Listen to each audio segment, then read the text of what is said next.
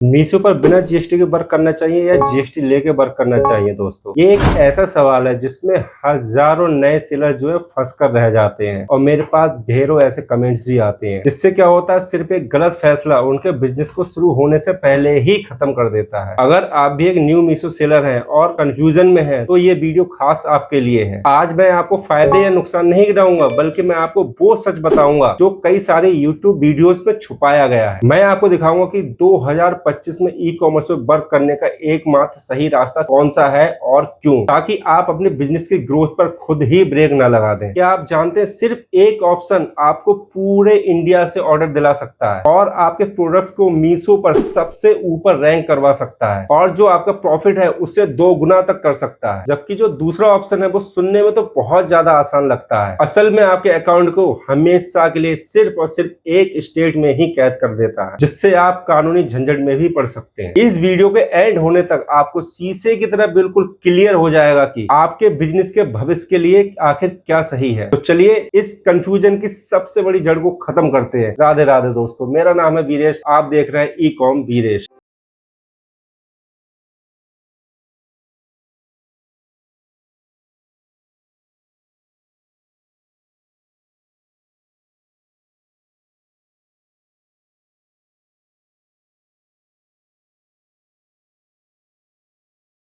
सबसे पहले हम उस रास्ते की बात करेंगे जो सबसे ज्यादा न्यू सेलर्स को आसान लगता है, जैसे मुझे लगा था। हर नए सेलर को बिना जीएसटी के मीशो पर सेल करना बहुत ज्यादा आसान लगता है। आपने कई जगह सुना होगा कि अगर आपका सालाना जो टर्नओवर है वो 40 लाख रुपए से कम है तो आप बिना जीएसटी नंबर के सेल कर सकते हैं। सुनने में तो ये बहुत ज्यादा अच्छा लगता है, खासकर उन नए सेलर्स के लिए जिन्हें जीएसटी फाइलिंग एक बहुत बड़ा सिरदर्द लगता है। लोग सोचते हैं कि बिना जीएसटी के जो है वो फायदे ही फायदे हैं, जैसे हमें मंथली कोई भी फाइलिंग नहीं करनी पड़ेगी और आसानी से रजिस्ट्रेशन हो जाएगा सिर्फ पैन कार्ड और आधार कार्ड दिखाकर, और कोई भी एक्स्ट्रा खर्चा नहीं होगा, सीए के पास जाना नहीं होगा, फ्री में हमारी इनरोलमेंट आईडी बन जाएगी जीएसटी की साइट पर जाकर। ऐसा लगता है कि यार इससे अच्छा क्या होगा, है ना। लेकिन यहीं पर जो है सबसे बड़ा ट्विस्ट है, क्योंकि ये जो जानकारी है ना, यही आधी अधूरी जानकारी है। सच ये है कि सरकार ने छोटे सेलर्स को राहत तो दी है। 1 अक्टूबर 2023 से आप मीशो के प्लेटफॉर्म पर इनरोलमेंट आईडी के जरिए रजिस्ट्रेशन कर सेल कर सकते हैं अगर आपका जो टर्नओवर है वो 40 लाख रुपए से कम है तो। लेकिन इसकी भी एक बहुत बड़ी शर्त है जो अक्सर लोग आपको वीडियोस में नहीं बताते हैं। इस तरीके से आप सिर्फ और सिर्फ अपने स्टेट, अपने राज्य के अंदर ही अपना जो है प्रोडक्ट सेल कर सकते हैं। मीशो को सरकारी नियमों के तहत आपकी जो लिस्टिंग है, आपके जो प्रोडक्ट है वो सिर्फ और सिर्फ आपके राज्य के अंदर ही दिखाने की परमिशन है।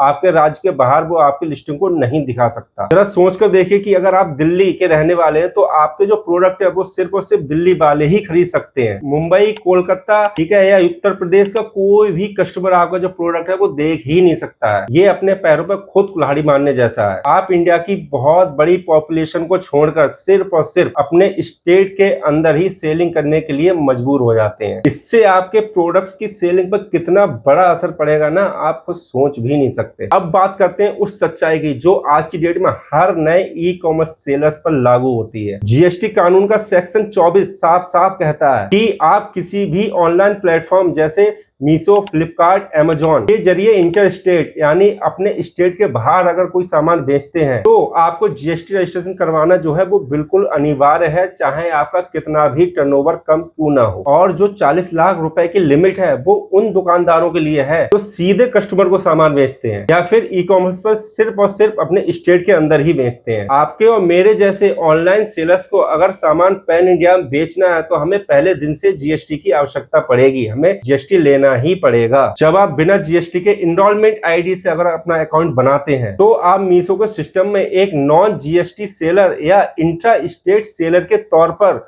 उसके सिस्टम में रजिस्टर्ड हो जाते हैं और यहीं से असली मुश्किलें शुरू होती हैं जो आपको वीडियोस में कोई भी नहीं बताएगा। इसलिए वीडियो में एंड तक जरूर बने रहिएगा, आप पूरी वीडियो नहीं देखते हैं। अब मैं आपको उन नुकसानों के बारे में बताता हूं जो आपके बिजनेस में ग्रोथ किलर साबित होने वाले हैं। पहला है हमारा हमेशा के लिए एक छोटा सा बाजार। जैसा कि मैंने बताया, आप अपने प्रोडक्ट्स को सिर्फ और सिर्फ अपने राज्य के अंदर ही सेल कर पाएंगे। इसका सीधा सा मतलब है कि आप लगभग 95% कस्टमर को सीधे सीधे तौर पे खो रहे हैं। आपके ऑर्डर्स कभी भी उस लेवल तक नहीं पहुंच सकते हैं जिसका आप ई कॉमर्स में आने के बाद सपना देख रहे हैं। दूसरा है सबसे पावरफुल टूल्स। मीशो एड्स, जिसका आपको एक्सेस नहीं मिलेगा। ये सबसे बड़ा नुकसान है, क्योंकि मीशो पर सेल बढ़ाने का आपका सबसे बड़ा जो हथियार होता है वो होता है मीशो एड्स। एड चलाकर आप अपने प्रोडक्ट्स को लाखों ग्राहकों के सामने सर्च रिजल्ट पर सबसे ऊपर दिखा सकते हैं। मीशो की एक ऑफिशियल जानकारी के अनुसार बिना रेगुलर जीएसटी वाले को एड चलाने का ऑप्शन ही नहीं मिलता है, मतलब जो विदाउट जीएसटी करता है उसे एड चलाने का ऑप्शन ही नहीं मिलता है। और उसके साथ साथ आप किसी भी तरह के प्रमोशन या सेल में भी हिस्सा नहीं ले सकते, उसमें पार्टिसिपेट करने का आपको मौका नहीं मिलेगा। तीसरा है हमारा कि आप अपने अकाउंट को जो है अपडेट नहीं कर सकते, और ये एक ऐसी गलती है जिसे आप शायद सुधार नहीं सकते, और इसके मेरे पास भी बहुत कमेंट आते हैं। मान लीजिए कि आप 6 महीने बाद आपके दिमाग में आया कि यार मैं जीएसटी नंबर लेके पूरे इंडिया में अपने जो प्रोडक्ट है उसे सेल करना चाहता हूं, तो मीशो की पॉलिसी के अनुसार जो आपका नॉन जीएसटी का अकाउंट है आप उसमें जीएसटी ऐड नहीं कर सकते, उसे अपडेट नहीं कर सकते। आपको एक नया अकाउंट बनाना होगा, फिर उस पर आपको शुरू से सारी की सारी लिस्टिंग करनी होगी, और जो आपके पुराने रेटिंग्स और रिव्यूज हैं वो सारे के सारे धरे रह जाएंगे, सब जीरो हो जाएंगे, और जो आपकी महीनों की मेहनत है ना वो सिर्फ एक झटके में बर्बाद हो जाएगी। पांचवा है आपके प्रॉफिट का सीधा सीधा नुकसान, मतलब no ITC no TCS refund. जब आप कोई माल खरीदते हैं या पैकेजिंग मटेरियल लेते हैं या किसी प्रकार की कोई भी सर्विस लेते हैं तो आप उस पर एक जीएसटी देते हैं। जीएसटी नंबर होने पर आपने जो जीएसटी टैक्स चुकाया है उस टैक्स को आप सरकार से वापस ले सकते हैं, जिसे हम इनपुट टैक्स क्रेडिट कहते हैं, यानी आईटीसी कहते हैं। इससे क्या होता है, इससे आपकी जो लागत है वो घट जाती है। इसके अलावा मीशो क्या करता है, आपके हर पेमेंट पर 1% टीसीएस काटता है, और अगर आपके पास जीएसटी नंबर है तो आप इस टीसीएस को भी रिफंड करवा सकते हैं, और बिना जीएसटी के आपको ये दोनों फायदे नहीं मिलते हैं, मतलब आपका पैसा सीधा सीधा आपके आंखों के सामने डूब जाता है। इसीलिए बिना जीएसटी के सामान बेचना लोगों को आसान लगता है, लेकिन ये एक ऐसी बंद गली है जिसके आगे किसी भी प्रकार का कोई रास्ता नहीं है। अब बात करते हैं, अगर हम जीएसटी के साथ जो है सेलिंग स्टार्ट करते हैं तो क्या होगा। ये शायद आपको शुरुआत में थोड़ा मुश्किल लगेगा, लेकिन ये जो है आपके बिजनेस को आसमान तक ले जाने में आपके लिए कारगर साबित होगा। यानी जीएसटी नंबर के साथ सेल करना आपके लिए प्रॉफिटेबल ही होगा। जैसे नंबर 1, आप पूरे भारत में सेल कर सकते हैं। जैसे ही आप जीएसटी नंबर से अपना मीशो का अकाउंट बनाते हैं तो समझ लिए पूरा इंडिया आपका जो है आपकी दुकान बन जाएगा। आप कश्मीर से लेकर कन्याकुमारी तक कहीं से भी आपके पास ऑर्डर्स आ सकते हैं। आपके जो कस्टमर्स का सेंटर है वो 28 राज्यों और 8 केंद्र शासित प्रदेशों तक फैल जाता है। इससे आपके ऑर्डर्स में जो वो 10 गुना तक की बढ़ोतरी आसानी से हो सकती है। दूसरा है, सारे के सारे ग्रोथ के जो टूल्स हैं वो खुल जाएंगे। आपके सेलर डैशबोर्ड में मीशो ऐड का जो ऑप्शन है वो तुरंत के तुरंत एक्टिवेट हो जाता है, जिससे आप अपने प्रोडक्ट्स पर ऐड चलाकर लाखों लोगों तक आराम से पहुंचा सकते हैं। आप हर सेल और हर प्रमोशन का हिस्सा बन सकते हैं, जिससे आपकी विजिबिलिटी बढ़ेगी और उससे आपके ऑर्डर्स आएंगे, जिससे आपकी ग्रोथ बढ़ेगी और आपको हाई प्रॉफिट होगा। तीसरा है कि आप हर प्रकार की कैटेगरी में सेल कर सकते हैं। यहाँ पर कोई भी पाबंदी नहीं है। आप कपड़े, इलेक्ट्रॉनिक्स, मोबाइल, ब्यूटी प्रोडक्ट्स कुछ भी सेल कर सकते हैं जो आप चाहें। आप मार्केट के ट्रेंड के हिसाब से नई नई लिस्टिंग कर सकते हैं और मौके का फायदा उठाकर अपना प्रॉफिट कमा सकते हैं। चौथा है, एक आपके बिजनेस को जो है वो बिलीव मिलता है, क्योंकि जीएसटी नंबर जो है वो आपको एक